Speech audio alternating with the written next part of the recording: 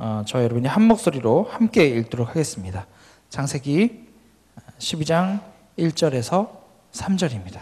너무나도 잘 알고 계시는 말씀이죠. 창세기 12장 1절에서 3절까지의 말씀을 한 목소리로 읽어보도록 하겠습니다. 읽겠습니다. 시작. 여호와께서 아브라함에게 말씀하셨습니다.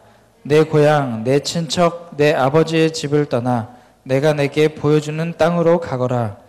내가 너를 큰 민족으로 만들고 내게 복을 주어 내 이름을 크게 할 것이니 네가 복이 근원이 될 것이다.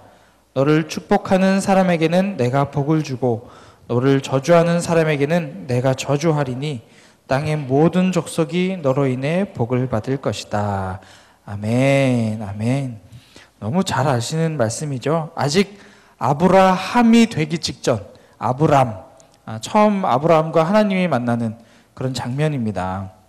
오늘 말씀의 제목은 보시는 대로 나입니다.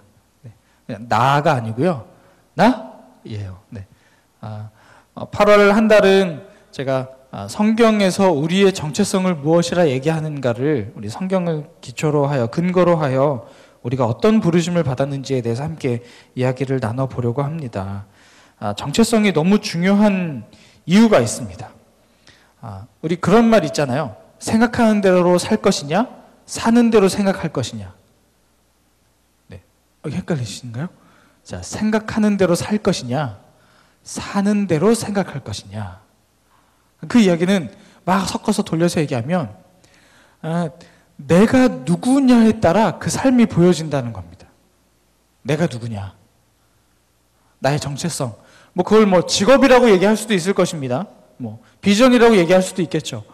내가 갖고 있는 그 방향성이 무엇이냐에 따라 내 삶이 결정된다는 겁니다. 그 얘기는 돌려 말하면 내 정체성이 없으면 그저 내가 지금 살고 있는 그 모습 그대로를 내가 받아들이게 된다는 겁니다. 내가 막 살면 그게 난 거예요. 그러나 하나님의 비전, 하나님이 말씀하시는 정체성은 내가 살아가는 방향대로 그것이 정해져 있지 않습니다. 하나님의 방향은 분명합니다. 오늘 그 이야기를 아브라함 말씀을 통해서 보려고 합니다. 올 여름 굉장히 더웠습니다. 지금도 물론 더워요. 비가 지금 좀 내리고 있어서 태풍 때문인지 조금 시원하긴 합니다만 굉장히 더웠습니다. 특히 이번 한 주 저희 양주 아울리치를 갔는데 아이고 세상에 서울 폭염주의보가 내리고 난리였더라고요. 저희는 그냥 저희가 열심히 사역을 해서 더운 줄만 알았더니 저희가 있는 그곳에 성령이 불같이 임하셔서 저희가 그렇게 뜨거운 줄 알았더니 물론 그렇게 뜨거운 이유도 있었어요. 하지만 폭염주의보였더라고요. 여름에 이렇게 뜨겁게 보내고 있습니다. 저 또한 이 무더운 날씨 속에 하나님께서 참 감사하게도 이곳저곳에서 저를 불러주셔서 이 모양 저 모양으로 제가 여러 가지 모습으로 섬기고 있었습니다. 그 중에서 제가 집회를 몇 군데 갔었는데요. 청소년들을, 고등학생들, 또 그리고 청년들 연령대의 사람들을 많이 만나서 말씀을 전할 기회가 있었습니다. 그들에게 핵심을 찌르는 질문 하나는 이것이었습니다. 아주 식상한 질문인데요. 우리는 익숙한 질문인데 그 아이들은 이 이야기를 들을 때 충격에 빠지는 걸 볼 수 있었습니다. 제 좋게 표현해서 충격이죠.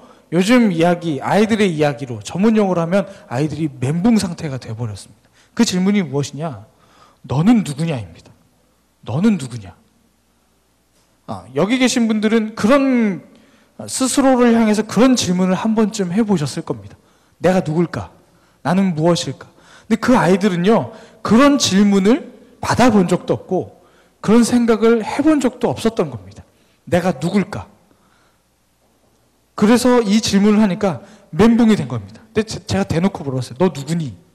대부분 이름을 이야기합니다. 그래서 얘기해요. 넌 그럼 뭐니? 이름을 얘기할 수 없는 거예요. 넌 뭐니? 넌 누구니? 아이들이 막 헷갈려 합니다. 눈빛이 흐려지면서 이게 도대체 무슨 대답을 원하고 있는 것일까라는 그런 생각을 하더라고요. 그 질문을 똑같이 여러분들에게 드리고 싶습니다. 여러분 누구십니까? 누구입니까? 질문을 돌릴까요? 그렇다면 나는 누구일까요? 지금 여기 앉아있는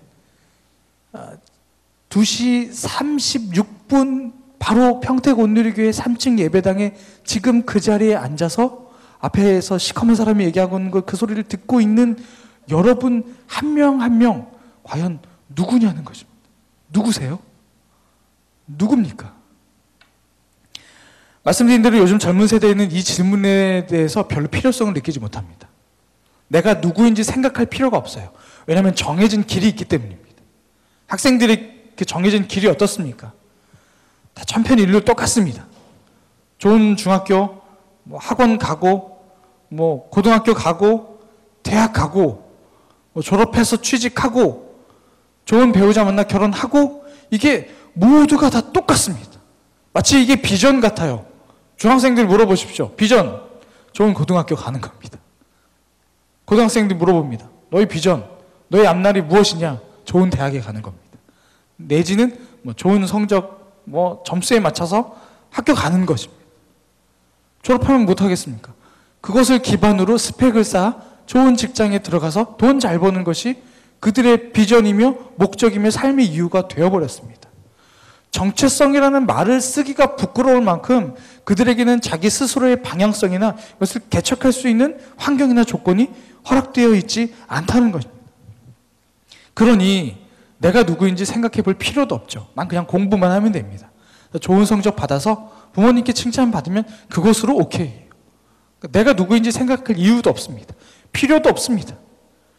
그냥 내가 나중에 한 장 찍을 수 있는 그 명함 한 장이 나의 정체성이라고 생각하기 때문에, 이력서에 적어져 있는 그 스펙들이 나의 정체성이라고 생각하기 때문에 내가 누구인지 고민하지 않는다는 겁니다. 그러나 우리 삶의 모든 중요한 순간마다 빠지지 않고 등장하는 것이 있습니다. 내가 누구인지 밝히는 거예요. 여러분들 기억하시죠? 이력서. 그 안에 들어가는 자기소개서에 꼭 빠지지 않고 들어가는 건 내가 누구인지를 설명합니다. 아주 익숙한 거 있죠. 내가 어떤 가정에서 태어나 어떤 부모에게 교육을 받고 고지식한 아버지와 따뜻한 어머니에게서 살아서 교회 생활을 습관적으로 교회 생활을 했으나 어느 때 갑자기 예수님을 인격적으로 만나서 하고 그러다가 잠시 교회를 떠나서 방황하는 세상을 살았다가 어느 날 정신 차려 교회에 다시 오게 되었고 이런 스토리가 쫙 있습니다. 이런 것을 내가 누군지를 나름 객관적으로 이렇게 주장하면서 어필을 하죠. 반드시 그 내용들이 다 들어가 있습니다. 마치 이것이 아주 객관적이고 설득력 있어 보이기 위해서 그 모든 것을 설명하며 이것이 나입니다. 이것을 통해서 내가 이렇게 인격이 형성되었고 내 성격이 이렇고 내 장점이 이렇습니다. 그러니 내가 이 학교에, 이 직장에, 이 공동체에 들어가는 것이 합당합니다라고 그것을 끊임없이 설명한다는 겁니다. 그게 진짜 나일까요? 진짜 나입니까 그것이? 그렇게 자기소개서에 아주 짧은 그 네모 하나에 4-5줄 쓰는 그 속에 나를 설명하는 그것이 진짜 나이냐는 겁니다. 진짜 나예요? 그것을 붙들고 내가 살아가고 있습니까? 그것이 나의 정체성입니까? 아니라는 겁니다. 그렇다면 진짜 나는 누구일까요? 무엇으로부터 비롯되었고 어디서부터 시작되었고 지금 나는 어디로 가고 있는가? 이것이 나의 정체성의 질문입니다. 이런 근본적인 질문을 오늘 성경을 통해서 풀어가려고 합니다. 우리가 함께 읽은 그 말씀 창세기 12장 특별히 1절에서 3절을 통해서 하나님께서 아브라함을 부르십니다. 그 장면이죠. 이 이야기를 통해서 우리가 어떤 존재인지 어디서부터 시작되었고 어디로 가고 있으며 우리가 무엇을 해야 되는지를 말씀드리고 싶습니다. 오늘 읽은 말씀 중에서 2절과 3절 말씀을 다시 한번 보겠습니다. 2절과 3절입니다. 함께 읽어보겠습니다. 시작. 내가 너를 큰 민족으로 만들고 내게 복을 주어 내 이름을 크게 할 것이니 내가 복의 근원이 될 것이다. 너를 축복하는 사람에게는 내가 복을 주고 너를 저주하는 사람에게는 내가 저주하리니 땅의 모든 족속이 너로 인해 복을 받을 것이다. 아멘. 하나님께서 창세기 12장 2절과 3절 말씀을 통해서 아브라함에게 엄청난 축복을 약속해 주십니다. 약속해 주세요. 엄청난 축복입니다. 어디에서도 볼 수 없는 축복을 하나님이 아주 일방적으로 그 축복을 약속하십니다. 자그만치 7가지의 약속입니다. 말씀드린 대로 일방적인 제시였어요. 그게 무엇이냐? 2절 좀 띄워주실래요? 잘 보십시오. 첫 번째 축복이 뭐냐면 나는 너를 큰 민족으로 만들 것이다 라는 약속입니다. 자, 두 번째 약속은 너에게 복을 줄 것이다. 세 번째, 너의 이름을 크게 할 것이다. 네 번째가 뭐냐면 네가 복의 근원이 될 것이다. 그래서 여기 4가지의 약속을 하나님께서 하십니다. 3절 볼까요? 3절은 이렇습니다. 너를 축복하는 사람을 내가 축복할 것이다. 또 다른 것은 너를 저주하는 사람은 내가 저주할 것이다. 마지막으로 땅의 모든 족속이 너 때문에 복을 받게 될 것이다 라는 약속을 하나님께서 아브라함에게 이 7가지 약속을 일방적으로 하십니다. 하나님께서 이 약속을 일방적으로 하셨다는 것이 놀랍습니다. 약속이라는 것이 그 전제될 것이 있어요. 쌍방입니다. 쌍방. 너와 나의 약속이에요. 근데 하나님께서 지금 일방적으로 원사이드 러브입니다. 한쪽에서 일방적으로 하나님께서 약속을 제시하세요. 이렇게 할 것이고 이렇게 할 것이고 이렇게 축복하고 이렇게 복을 줄 것이고 7가지나 약속을 해주십니다. 제가 약속은 쌍방이라고 말씀드렸죠. 조건이 있었습니다. 근데 조건이 단 한 가지입니다. 무엇입니까? 떠나면 내 고향을 떠나고 내 친척을 떠나고 내 아비 집을 떠나면 이걸 줄 것이다. 네가 뭐 어디 학교를 나와서 어디를 뭘 취직을 해서 뭘 하면 이 축복을 줄 것이다가 아닙니다. 뭐 30배, 60배, 100배의 열매를 맺어 30명, 60명, 100명의 사람을 전도하면 이 축복을 줄 것이다도 아닙니다. 하나님의 약속은 단 한 가지였습니다. 떠나면 주겠다는 겁니다. 자, 그런데 저는 아까 말씀드린 대로 오늘 이 약속의 내용, 이 축복의 7가지 내용을 보려는 것이 아닙니다. 제가 보고 싶은 것은 아브라함이 이 약속, 이 7가지 약속을 통해서 하나님에게 아브라함이 새로운 정체성을 부여받았다는 것에 저는 초점을 두고 싶습니다. 우리는 이 말씀을 통해서 복에 대해서 이야기를 합니다. 7가지 그 약속을 통해 아브라함이 무슨 축복을 받았는지. 하지만 그것 이전에 중요한 것은 하나님께서 이 약속을 통해서 아브라함을 새롭게 부르셨다는 것이 더 중요합니다. 그것이 새로운 정체성이죠. 그 첫째 그 정체성이 무엇이냐? 첫 번째가 바로 아브라함이 이 하나님의 부르심을 통해서 그 복의 근원이라는, 그러니까 완전히 새로운, 그러니까 아브라함이 지금까지 살아왔던 인생과는 전혀 다른, 완전히 판이하게 다른 새로운 정체성을 받았다는 것입니다. 그게 복의 근원입니다. 우린 아브라함 하면 복의 근원, 뭐 바다의 모래보다 하늘의 밤하늘의 별들보다 많은 민족의 아버지 이런 거를 이미 그 머릿속에 그 공식이 있기 때문에 이 복의 근원이라는 새로운 정체성을 부여받았다는 사실에 있어서 별로 그렇게 새롭지가 않습니다. 와 닿지도 않죠. 그렇다면 아브라함이 이 하나님의 그 새로운 정체성을 부여받기 직전까지 아브라함의 정체성이 무엇인지 여러분들이 보게 된다면 이 생각이 바뀌게 될 것입니다. 자, 아브라함이 지금까지 갖고 있었던 삶의 방향, 정체성, 나는 누구인가에 대한 질문에 아브라함이 대답할 수 있는 그 근거를 말씀드리겠습니다. 아브라함이 살고 있던 이 당시, 창세기 12장 1절의 그 문맥의 그 틈을 비춰보면 그때는 이때입니다. 바벨론 문명의 최고 정점을 찍을 때였습니다. 바벨론 문명. 그 인류 역사상 문명의 최고를 찍었던 몇 가지 문명들이 있죠. 그 중에 바벨론 문명의 가장 정점을 찍을 때였습니다. 문화적으로, 정치적으로 최고의 그 높은 주가를 올리고 있던 그때였습니다. 그래서 글자에 대한 것들, 벌써 이 당시에 글자와 훌륭한 성곽들, 조형물들이 어마어마했고요. 발달된 예술품들도 얼마나 많았습니까? 보석도 엄청났고 그것을 가공하는 세공술도 이미 지금 봐도 뒤처지지 않는 기술들을 그때 이미 갖고 있었다는 겁니다. 그것뿐입니까? 이미 그들에게는 법전이 있었어요. 법이 있었습니다. 법 체계를 이미 갖추고 있었어요. 아주 고대, 우리가 생각하는 미개한 사람이라고 생각되는 그들인데 이미 그런 고도의 문명을 갖고 있었던 겁니다. 아브라함은 그 지역에 이미 오래전부터 살고 있었습니다. 그는 하나님의 이름에 대해 사실 몰랐어요. 그런 도시 속에서, 그런 문화 속에서 아주 오래전부터 지금까지 살아왔던 겁니다. 적어도 75년 동안, 아브라함만 봤을 때 75년 동안 그 문화 안에서 살았습니다. 한 세대를 살았어요. 그뿐입니까? 이 바벨론 문명에는 발달된 종교 문화가 있었습니다. 그러니까 발달된 종교 문화라는 것은 그 종교가 이렇게 깊어지고 심취했다는 그런 의미가 아니라 종교의 폭이 넓었다는 겁니다. 다양한 종교 문화, 그러니까 쉽게 말해서 우상이 굉장히 많았다는 겁니다. 다양한 신들. 일본을 보면 우리가 알 수 있죠. 종교가 발달되어 있다고 그렇게 표현을 합니다. 굉장히 많은 신들이 있었어요. 그러니까 우리가 흔히 생각하는 이스라엘 백성, 아브라함 하면은 막 광야를 여행하고 있는 그런 전형적인 이스라엘 백성들의 그 유목 생활을 생각합니다. 근데 지금 아브라함의 환경은 전혀 그렇지 않습니다. 정착했어요. 굉장히 윤택한 삶을 누리면서 문화가 아주 높은 문화의 그 수준을 유지하는 그 문화 속에서 풍족하게 누리면서 살고 있었다는 겁니다. 낙타를 끌고 돌아다니면서 구름기둥을 쫓은 그런 상황이 전혀 아닙니다. 아브라함의 때는. 더구나 아브라함의 아버지가 데라입니다. 이 데라가 무엇을 하는 사람이었습니까? 아시겠지만 아까 종교가 발달되었다고 말씀드렸어요. 신이 굉장히 많습니다. 무슨 신, 뭐 하다못해 뭐 젓가락신, 문 손잡이신, 부엌신, 뭐신, 하여튼 의자신, 신 전부 다 신입니다.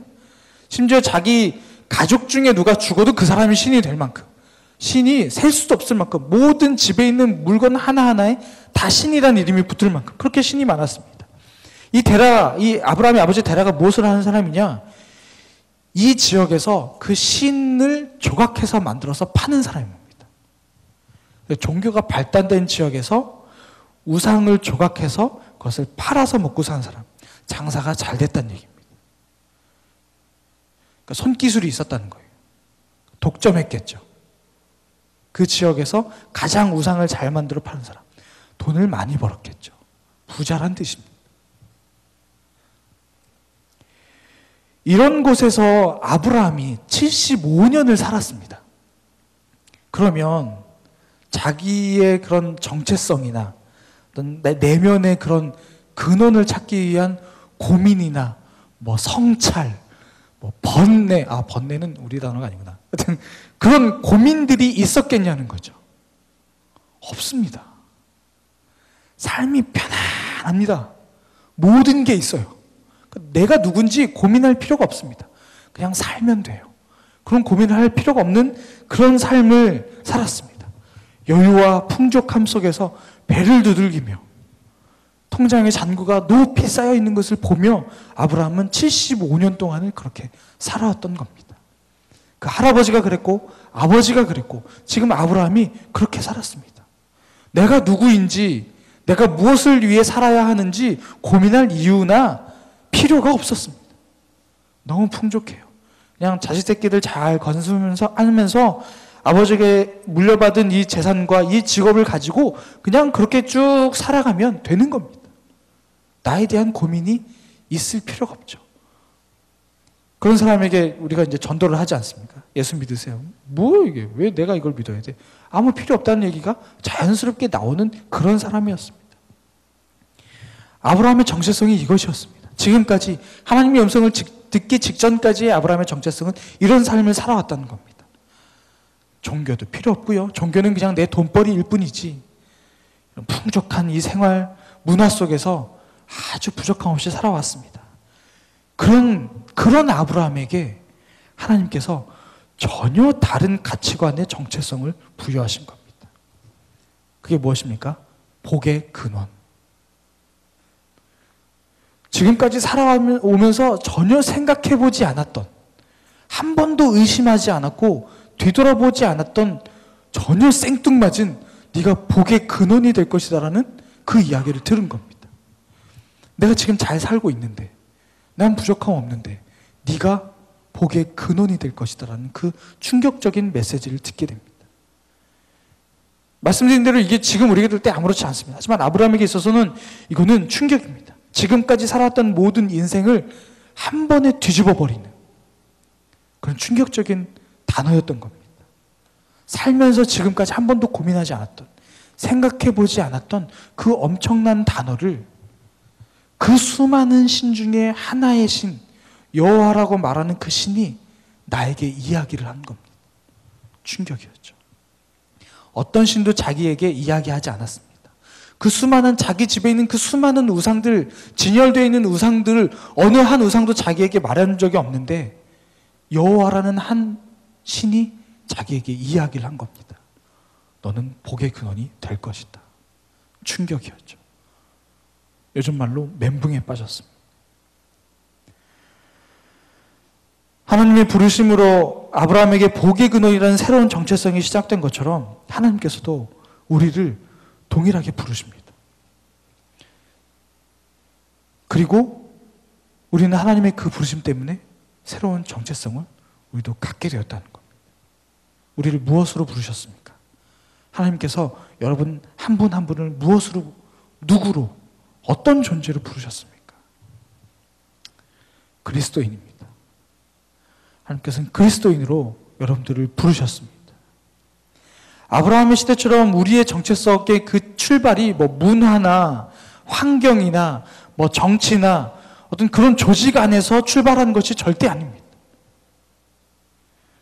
우리의 정체성의 시작은 아브라함을 향해 네가 복의 근원이 될 것이다 라고 말씀하신 그 하나님으로부터 우리의 정체성이 시작되는 것입니다. 왜냐고요? 그분이 우리를 만드셨기 때문입니다. 그분이 우리를 잘 아시기 때문에.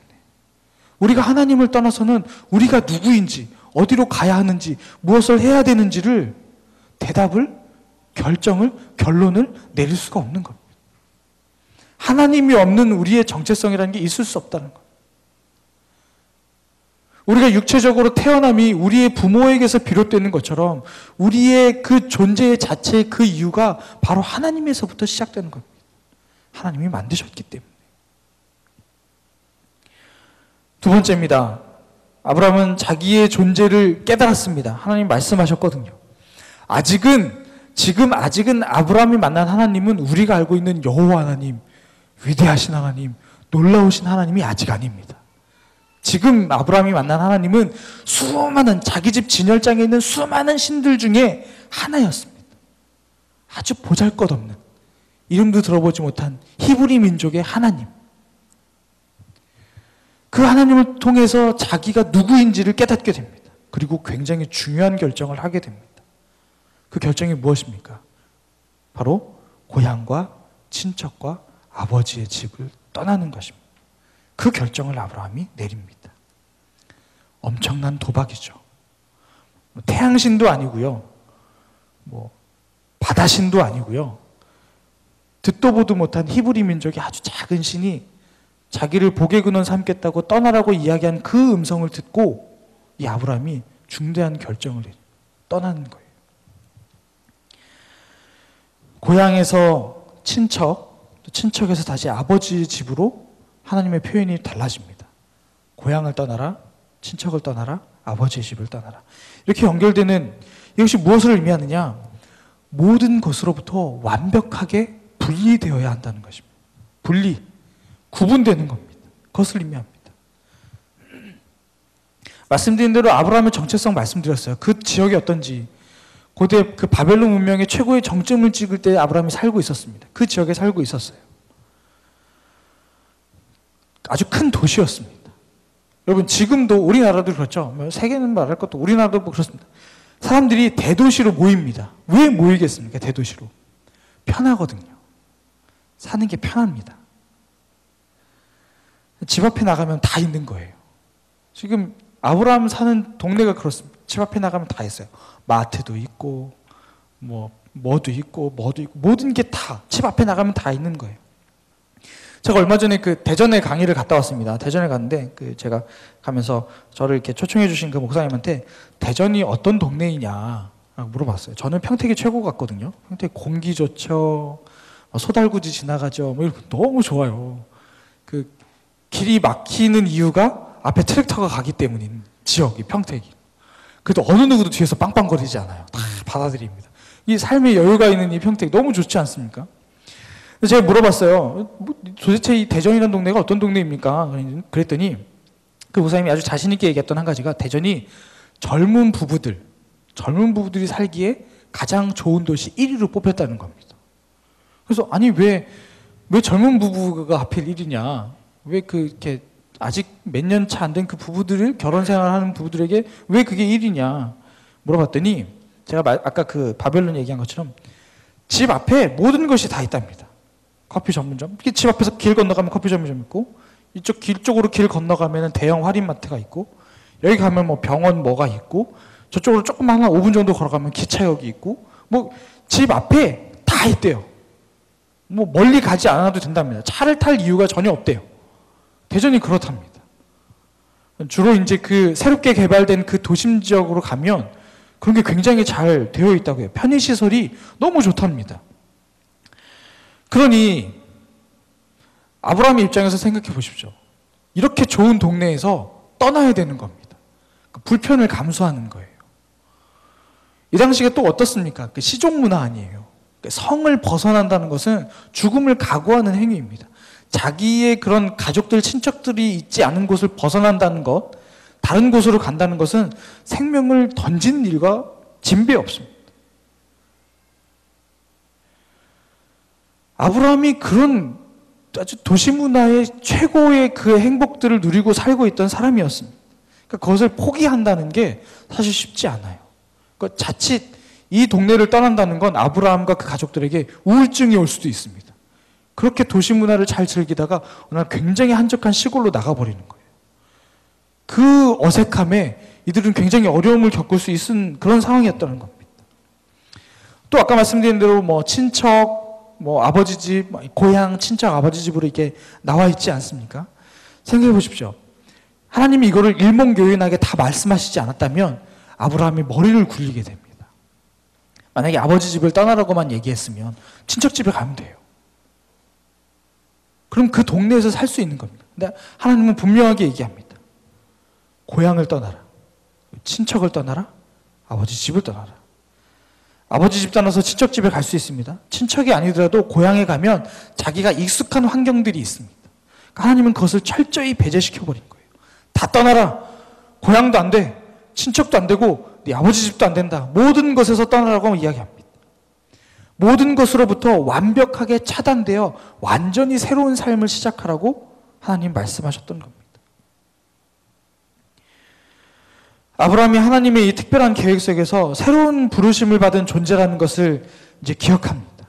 복의 근원. 그래서 하나님의 부르심에 순종하면서 고향과 친척과 아버지의 집을 아브라함이 떠나게 됩니다. 그리고 하나님께서 우리를 향해서도 말씀하십니다. 떠나라. 구별되어라. 분리되어라. 라고 우리에게 새로운 정체성을 주시면서 말씀하신다는 겁니다. 아브라함이 그 정체성을 새롭게 깨닫고 모든 것으로부터 과감히 떠났습니다. 어떠한 것도 보장받지 않은 상태에서 친척집을, 고향집을, 아버지 집을 떠났습니다. 하나님 말씀 하나 듣고 어떤 것도 하나님이 보장해 주지 않으셨습니다. 그저 네가 복의 근원이 될 것이다라는 그 새로운 정체성 하나 붙들고 순종했다는 것입니다. 하나님께서도 우리에게 동일하게 말씀하십니다. 우리에게 새로운 정체성을 늘 부여해 주셨습니다. 바로 그리스도입니다. 그리고 하나님 우리에게 말씀하십니다. 하나님의 부르심에 순종하라고 하나님 말씀하십니다. 우리도 하나님의 그 부르심에 순종하고 따라가야 합니다. 그것이 우리가 마땅히 해야 될 것이죠. 아까 아브라함의 아버지 데라의 직업을 말씀드렸습니다. 그 가업을 말씀드렸어요. 집안 대대로 하고 있었던 일, 그 동네에서 우상을 만들어서 팔고 있었습니다. 그 이야기는 무엇입니까? 아브라함은 태어나면서부터 이 75세가 되던 그때까지 각종 우상에 노출되어 있었다는 겁니다. 아브라함이 그렇습니다. 각종 우상에 노출되어 있었죠. 생활의 모든 윤택감과 편리함 속에서 모든 것을 누리고 살고 있었던 그 아브라함입니다. 하나님께서는 이 아브라함에게 이 모든 것으로부터 단절되기를 원하셨습니다. 그것을 다 끊어내기를 원하셨어요. 그리고 새로운 부르심을 부여하셨습니다. 새로운 정체성을 말씀하셨죠. 그 하나님의 부르심과 하나님께서 주신 그 정체성을 따라서 말 그대로 떠났습니다. 더 쉽게 말씀드려요. 순종했습니다. 하나님께서 우리에게 주신 그 새로운 정체성을 잡고 아브라함이 순종했다는 겁니다. 계속 말씀드렸듯이 아브라함이 떠났던 때 나이가 75세입니다. 75세. 안주하고 싶고 이제 살아온 날보다 이제 살아있어야 하는 날들이 더 적을 수 있는 그 나이에 모든 것에 대한 모험을 할 필요가 없는 그 나이에 아브라함은 떠났다는 겁니다. 그리고 또 하나 우리가 기억해야 될 건 하나님께서 이것을 말씀하실 때 아브라함에게 어떤 것도 보장해 주지 않으셨습니다. 사람의 안전, 의식주, 어떤 것도 보장하지 않으셨습니다. 심지어는 어디로 가야 하는지 그 목적지조차도 하나님께서는 말씀하시지 않았습니다. 그냥 떠나라 라고만 말씀하셨죠. 어쩌면 아브라함에게는 목적지는 사실 별로 중요한 것이 아닐 수도 있습니다. 하나님이 원하셨던 것은 단절입니다. 지금까지 익숙해져 버렸던 그 삶과 문화 속에서 단절되기를 원하셨어요. 그 안에 있으면 아브라함의 성격상 그리고 생활의 패턴상 지금까지 왔던 것을 한 번에 놓을 수 없다는 것을 하나님이 너무 잘 아셨습니다. 단번에 그것을 끊어내는 유일한 방법, 그 지역에서 떠나는 것, 익숙함에서 벗어나는 것, 지금까지 살아온 환경에서 완전히 다른 삶으로 시작되는 것을 하나님께서는 너무 잘 아셨던 겁니다. 그래서 과감히 떠날 것을 말씀하셨고 아브라함 그 말씀에 순종해서 떠났습니다. 하나님께서 원하셨던 궁극적인 것, 지금까지 살아왔던 모습에서 완전히 달라진 삶을 원하셨던 겁니다. 아브라함 하나님 말씀에 순종하고 떠났습니다. 믿음으로 그 발을 내디딘 것입니다. 아브라함이 순종해서 어떤 일들이 일어났습니까? 우린 너무 잘 알고 있습니다. 아브라함에서 시작되는 그 족장의 역사, 이스라엘 민족의 역사가 아브라함부터 시작이 됩니다. 그리고 심지어는 예수 그리스도의 이 땅에 오심이 아브라함에서부터 시작된 것을 볼 수 있습니다. 그 완성이 바로 아브라함의 순종에서부터 시작되었던 것입니다. 아브라함은 하나님께서 말씀하셨던 그 단절, 분리, 떠남, 이것을 통해서 구별된 삶이 무엇인지를 아브라함은 배우기 시작합니다. 집을 나선 순간부터 모든 여정 속에서 삶의 그 상황들을 속에서 하나님께서 말씀하신 그 구별과 분리와 단절이 무엇인지 아브라함은 배우기 시작합니다. 구별된 삶. 우리가 무엇으로부터 구별되어야 하겠습니까? 우리가 무엇으로부터 그것을 끊어내고 새롭게 시작해야 하겠습니까? 우리가 새로운 정체성을 갖고 있음에도 불구하고 우리의 발목을 잡고 있는 그것들 무엇이겠습니까?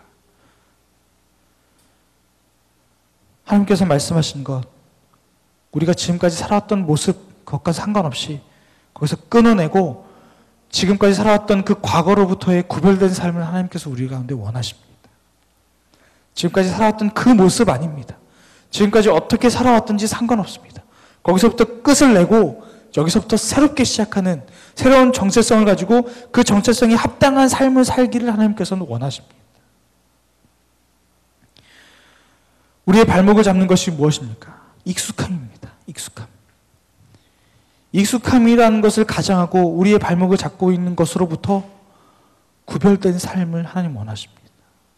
내가 너무 익숙하기 때문에 내가 뿌리치지 못하는, 그래서 내가 나의 정체성대로 살지 못하게 하는 것들이 있습니다. 잘못된 습관들이 있습니다. 잘못된 방향성들이 있습니다.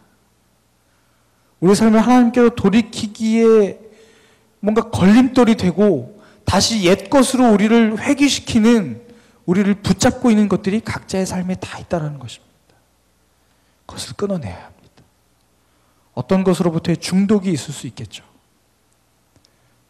익숙함이 결국은 중독이니까요. 그것으로부터 우리가 끊어내야 합니다. 완전히 돌이키는 것이 우리 삶에 필요한 것입니다. 우리가 그것을 고민할 필요가 있다는 것이죠. 우리가 하나님께로 어떻게 부르심을 받았는지 기억하셔야 합니다. 반드시 기억하셔야 합니다. 하나님 절대 아브라함을 처음 만날 때 아브라함아 한번 부르고 그냥 대답 없으니까 되돌으셨던 그런 분이 아닙니다. 모르긴 몰라도 하나님께서 태어난 그 이후부터 지금까지 아브라함을 끊임없이 부르셨을 것입니다. 끊임없이 매 순간마다 하나님은 계속 부르셨을 것입니다.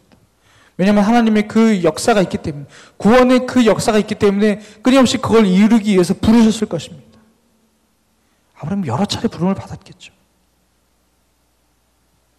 그러나 그날 아브라함이 하나님의 음성을 들을 수 있었던 것처럼 우리를 향해서도 하나님이 끊임없이 부르십니다. 너는 누구다? 너는 누구다? 라고 하나님께서 끊임없이 말씀하십니다. 이미 하나님께서 우리를 향한 그 계획하신 바가 있기 때문에 그렇습니다. 그리고 우리가 지금 잘못 살고 있다면 그 길에서 돌이키기를 원하시기 때문에 끊임없이 우리를 향하여 부르십니다. 돌이켜라. 끊어내라. 내 고향, 내 친척, 내 아버지의 집을 떠나라. 모든 익숙함으로부터 떠나라. 그리고 새롭게 내게 너를 부른다. 다시 여기서부터 시작해라. 라고 하나님께서 말씀하신다는 겁니다. 하나님께서 우리를 무엇이라 하십니까? 무엇라고 부르십니까? 우리를 당신의 자녀라고 부르십니다. 또 뭐라고 부르십니까? 우리를 향해서 아브라함에게 했던 그 말씀 그대로 복의 근원이라고 말씀하십니다. 그리고 하나님께서 우리를 향해 뭐라고 하십니까? 바로 우리를 향해서 그리스도인이라고 하나님 말씀하십니다. 하나님 나를 무엇라고 부르셨는지 내가 기대하는 것들이 있습니다. 근데 내가 기대했던 답대로 되지 않으니까, 내가 듣고 싶은 말이 아니기 때문에 혹시라도 거부하고 있지는 않은지, 마치 어린아이처럼 귀를 틀어막고 안 들려요, 안 들려요, 아 하면서 끝까지 그 음성을 듣기를 거부하고 있는 것은 아닌지, 내가 듣고 싶은 말이 아니기 때문에 외면하고 있지는 않은지. 그래도 할 수 없습니다. 하나님은 계속해서 부르십니다. 우리가 들을 때까지, 우리가 듣고 순종할 때까지 우리를 향해서 계속 말씀하십니다. 그리고 우리를 부르십니다. 우리는 하나님의 자녀입니다. 그리고 우리는 복의 근원이 되는 그리스도인들입니다. 이 정체성을 붙들고 살아가시기를 주님의 이름으로 축복합니다. 우리의 정체성을 모르면 우리는 그냥 흘러가는 대로 살게 됩니다. 하지만 우리가 누구인지 분명히 알면 그 길대로 살아가게 된다는 것입니다. 하나님의 부르심을 통해서 새로운 정체성을 가진 사람으로, 마치 아브라함이 모든 것으로부터 단절을 결정하고 순종한 것처럼 우리도 하나님의 부르심대로 순종하기로 결정하고 그것을 끊어내고 하나님을 향하여 올곧게 나아가는, 하나님을 향하여 직진할 수 있는 저와 여러분 되기를 주님의 이름으로 축복합니다. 여러분은 하나님의 자녀입니다. 복의 근원이 되는 그리스도입니다. 그것이 우리의 정체성입니다. 같이 기도하겠습니다.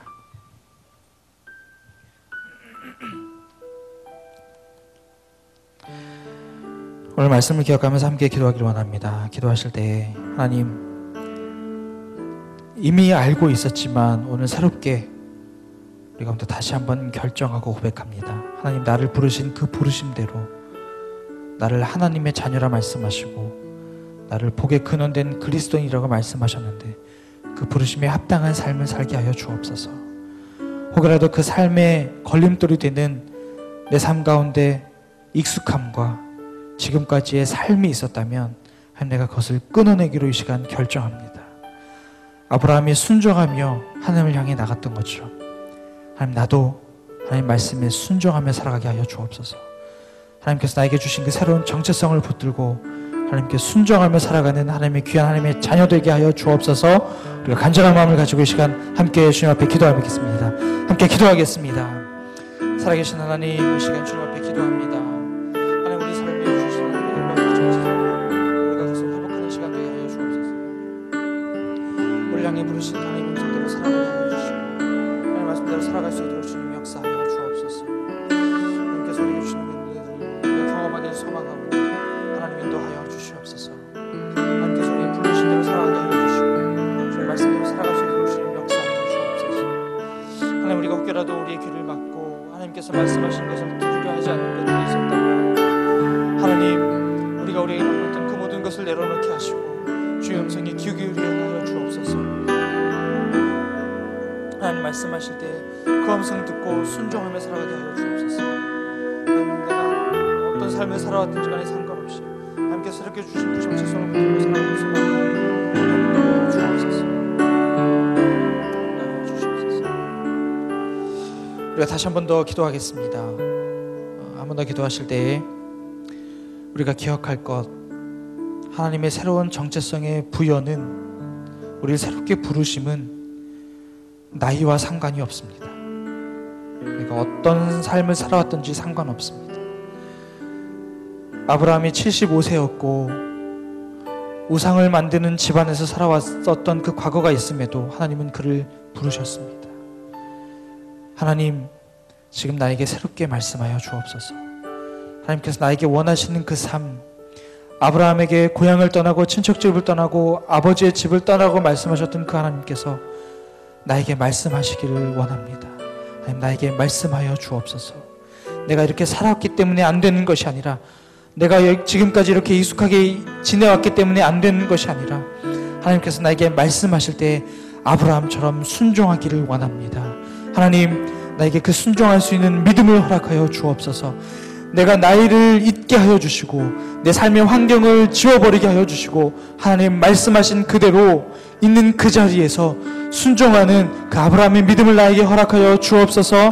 우리가 간절한 마음으로 다시 한번 주님 앞에 기도하겠습니다. 함께 기도하겠습니다. 살아계신 하나님, 이 시간 다시 한번 우리가 기도합니다. 하나님, 하나님의 부르심이 젊은 세대에게, 어린 친구들에게만 있는 것이 아니면, 하나님, 우리가 다시 한번 고백합니다. 아브라함이 나이 75세에 삶의 한번이 우상을 만드는 때에 하나님의 부르심을 듣고 아브라함이 순종하며 나갔던 것처럼, 하나님, 그 믿음이 우리 가운데 있기를 소망합니다. 그 동일한 믿음이 우리 가운데 있기를 소망합니다. 하나님, 내가 어떤 사람인지가 중요한 것이 아니라 하나님, 나를 어떻게 부르셨는지가 더 중요한 것임을 고백합니다. 하나님, 그 음성을 들을 때에 내가 순종하게 하여 주시고 믿음대로 발걸음 뛰는 것이 더 중요한 것임을 하나님, 오늘 말씀을 통해 보게 되었사오니, 하나님, 내가 물러서지 않게 하여 주옵소서. 내가 뒤로 넘어지지 않게 하여 주시고, 하나님께서 말씀하시는 그 말씀 붙들고 순종하며 그를 향하여 전진하며 나갈 수 있는 주님 인도하여 주옵소서. 하나님, 아브라함이 75세 나이에 삶의 환경이 그랬음에도 불구하고 순종해서 그 믿음이 있던 것처럼, 하나님, 그 동일한 믿음이 우리 삶 가운데 있기를 소망합니다. 거기로 내가 끌어내지 못한 것들이 있었다면 하나님께서 그 믿음을 허락해 주셔서 담대하게 그 모든 익숙함으로부터 과거로부터 그것을 단절하게 하여 주시고 분리하게 하여 주시고, 새롭게 하나님께서 부르신 그 부르심대로 우리가 지금부터 새롭게 살아갈 수 있도록 주님 역사하여 주옵소서.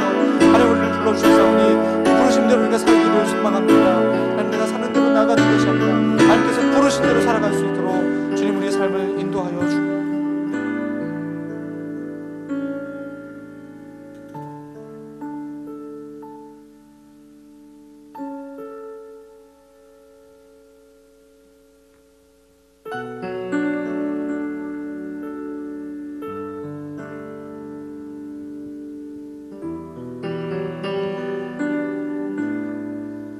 살아계신 하나님,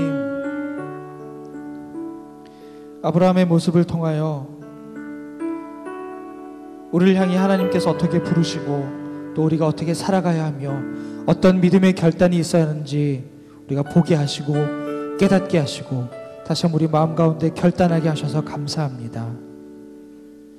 하나님께서 우리를 부르신 그 부르심, 내가 너를 나의 자녀 삼았다는 그 부르심, 내가 너를 복의 근원 삼겠다라는 그 부르심, 하나님, 우리가 그것을 기억하게 하시고 그 부르심이 합당한 삶을 살아갈 수 있도록 주님 우리에게 믿음을 허락하여 주옵소서.